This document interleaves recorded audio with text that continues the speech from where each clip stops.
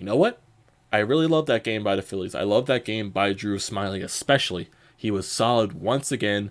Two first starts here with the Phillies. Just very solid first game against the Pirates. He went 6 innings, struck out 8. This game, he goes 7 innings, strikes out 5, only gives up 4 hits. And I think 17 out of the 21 outs that he got, majority of those were in the infield. Not a lot of solid contact by the Giants at all. He was making Pirates hitters off balance, making them look confused. And just once again, another solid performance from Smyly. And hopefully he can keep this consistency up because this pitching staff definitely needs someone who can be more consistent besides Aaron Nola. Since Zach Eflin forgot how to pitch, Jake Arrieta, you really don't know where you're going to get out there with his bone spur. And Vince Velasquez is basically just another flip of the coin. So you really don't know where you're going to get out of the rest of the pitching staff. And plus, you got Nick Pivetta out in the bullpen now. But we'll get to Nick Pivetta later in this ball game because he sucked today. Nick Pivetta did suck coming out of the bullpen. So, Drew Smyly, hopefully he can keep up this consistency. And just because we definitely need it.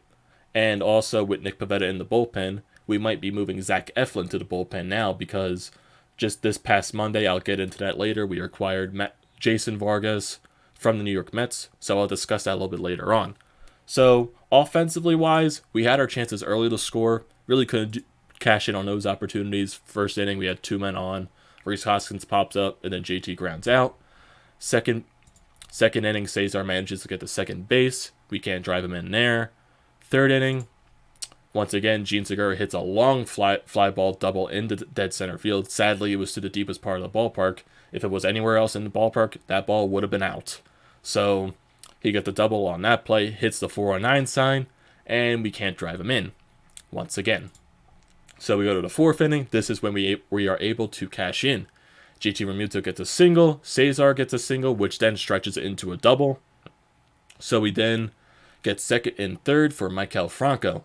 He gets a little chopper ground ball up the middle. It is a ground out at this point, but it does score JT Realmuto. So we get a 1-0 Phillies lead at this point. Bring up Adam Hazley with Cesar at third. Adam Hazley hits a line drive to center field, and it just gets by the outfielder for a double, and we score Cesar Hernandez. And then Drew Smyly gets an out, Scott Kingery gets an out, and it's 2-0 Phillies after the 4th inning. Then we go to the bottom of the 5th inning. Bryce Harper gets on with a walk, and then Rhys Hoskins' first pitch, absolute bomb to left center field. Absolute bomb. Rhys Hoskins' second home run in as many games, and hopefully this is the sign that Rhys Hoskins' bat is going to wake up. His power bat is going to wake up because we know usually when he hits home runs, he hits them in bunches because that's a common theme throughout his career. He usually hits home runs in consecutive games. So hopefully this is a sign that his bat is starting to wake up, especially his power bat, because we definitely have missed it over the past few weeks to months. Because he has really been cold lately. So we definitely need this bat from Rhys Hoskins to wake up. But then we do get another chance in this 5th inning with the bases loaded, actually. JT Realmuto gets on with a single, Maikel Franco gets on with a single, and Adam Hazley gets on with a single. But then it does end up to be Drew Smyly up at bat with the bases loaded and 2 outs. Not really going to get much out of there. Dave Kapler wasn't going to take Smyly out of the game when he was dealing, and it was already 4-0 at this point, so I really don't mind the decision to not pinch hit for him. And we didn't even have anyone in the bullpen at this point, so it really didn't make sense.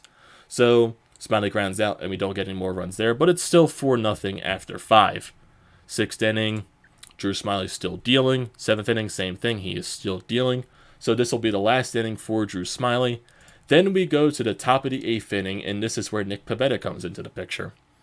He manages to get the first out, and then Brandon Belt hits a home run to make it 4-1.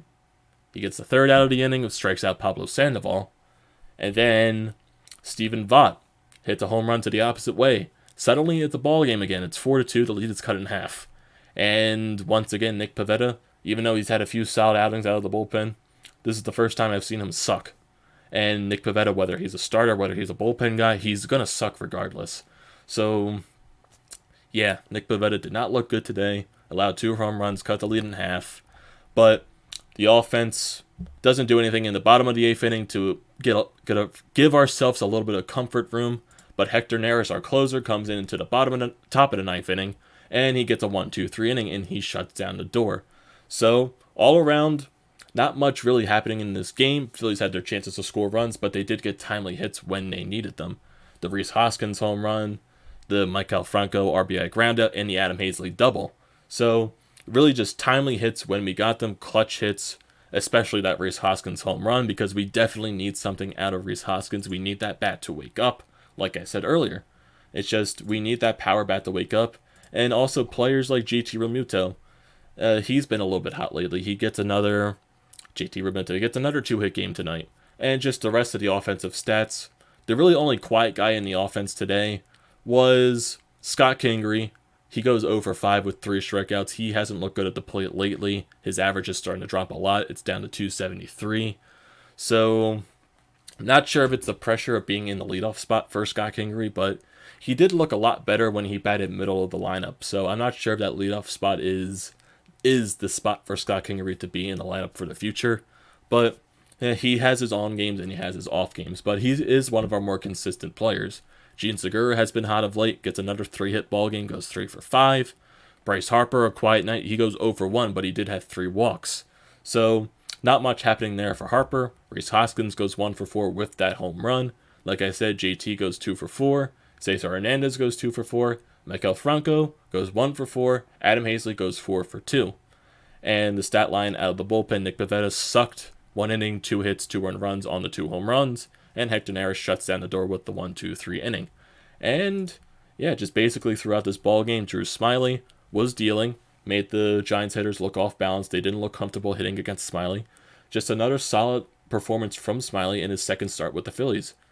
And just like I said earlier, we need some type of consistency out of one of our pitchers that's not Aaron Nola. And hopefully Drew Smyly can build off of this because he looks like he has a lot of confidence right now. And just build off these first 2 games and just take those into your next outing. So hopefully he can build this consistency, even though I'm not going to say not Jayson Vargas, we'll get to him later. Drew Smyly, he's not going to be this consistent down the stretch, but if he can give you this like every other game, I am totally fine with that because he's not one of our top starters, but hopefully if he can remain at least consistent with the 6-inning games, the 7-inning games, that'll be very nice to see out of Smyly. So hopefully he can keep that consistency going down the stretch. And just other news offside this game. Yesterday we traded to the New York Mets one of our AA catchers for pitcher Jayson Vargas. And it's not mind-boggling. It's not eye-popping either. It's Jayson Vargas. He's an old guy. He's 36, struggling this year. Not very good pitcher anymore. Even though he did have 18 wins a couple years ago, he did win a World Series with the Kansas City Royals. He's not the pitcher that he once was. He's 36. I think he has an ERA above 3 this season. I think it's near 4. And just it's better than Nick Pivetta. It's better than Vince Velasquez. I guess you can kind of get what you're going to get out of Vargas because right now he's our second best, third best pitcher. And that's not stretching it. Because sadly, Nick Pivetta, he's out of the rotation at this point. And it looks like we're going to be keeping Vince Velasquez because he's starting tomorrow. And I have no idea what's going to happen with Zach Eflin, if he's going to move to the bullpen or not, or if we make another move by tonight, late tonight, or early tomorrow, because the trade deadline is tomorrow. So there's always been other rumors that the Phillies might go for position players, might go after guys like Trevor Bauer. And even though the Phillies have been keeping eyes on basically every person that's available throughout the MLB, I don't expect a ton of big moves from the Phillies. I'm not sure these are going to be the last few moves, either from the trade deadline perspective, but off of the trade deadline for a second, before this ball game, the Phillies have signed a pitcher that was designated for assignment by the Minnesota Twins, but he opted out of his contract because he didn't want to go to AAA. His name is Blake Parker. He's a bullpen guy from the Minnesota Twins. He's not having one of his best seasons. It's actually one of his worst seasons in his career. This is the first time he's seen his velocity drop since 2014. And throughout this season, he has a 4.21 ERA in 36 and a third innings. So nothing too spectacular. It's nothing lights out. He's probably just another guy to have an arm in the bullpen when we need it, because on how depleted our bullpen is. David Robertson, he's not making as good of progress as they would hope to. Tommy Hunter, He's having surgery, and he looks like he's probably going to be out for the season at this point. So we basically just need more bullpen arms, and it's another depth guy for the bullpen. And it's nothing too spectacular of a signing, and it's nothing too eye popping. Just another depth guy. And with Jayson Vargas, nothing eye popping there. He's an old guy. He's not the same person he once was. And even though he's better than Nick Pivetta, he's better than Vince Velasquez, but not expecting much out of that. And honestly, I don't know what's going to happen between right now and when the trade deadline starts. So, or the trade deadline ends. I'm not really expecting what's going to happen with the Phillies, if they're going to make another move, whether it's going to be big or another small move like the Vargas deal. So, what are you guys' thoughts on the trade deadline coming up? What are you guys' thoughts on this game? What are your thoughts on Drew Smyly's outing? What are your thoughts on the Rhys Hoskins home run? And just like, what do you think the Phillies are going to do between now and when the trade deadline ends? So don't forget to leave a comment, don't forget to drop a like, don't forget to subscribe to the channel, and I'll see you in the next video.